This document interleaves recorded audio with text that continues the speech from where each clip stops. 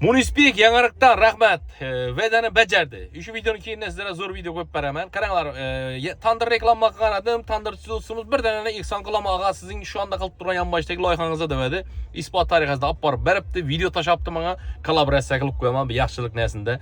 Huda kılasa şunu tedbirkarlar köpeysin. İlahım tandır gerek adamla. Ben numer kaldıraman. İnşünlü insanlardan anla. Karanlar bizlere yordamları deyip yetim esirlere hem yordamları deyip yurttu şu insanların. Telefon numarını kaldıraman karoçu. Telefon kılın kime tandır gerek bolsa anla keyinde videonu koyup koyama yan baştaki loyihamıza tandır şunu ileyin padarik kılıp ertleyin. Rahmet. Allah razı olsun. Assalamu alaykum. Yine bugün Munisbek ağamızı Hayriye tandırını alıp geldik. 17. April günü yine işe yapacağımıza yine gelip verdik. Evet, Yine bereket yapacak yapsın. halamız mı? Allah haladı kim yaxşı. Xudoyim berekesini bergey. Xudoyim yurtimiz tinch bo'lg'ay. Xudoyim shu ihsonchilarni Xudoyim birine ming bergey. Xudoyim bizlar siylab ketdilar. Xudoy siylag'aysizlar.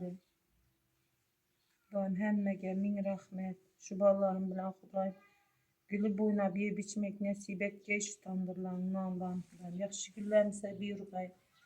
Xudoyim hammangizga ming rahmat. Hamman o'ylagan niyati bo'lsa yetishib yurgaylar Xudoyim. Xudoyim hamma obunachilarga ming rahmat. Bizlar qo'llab turgan hammasine ming rahmat Xudoyim.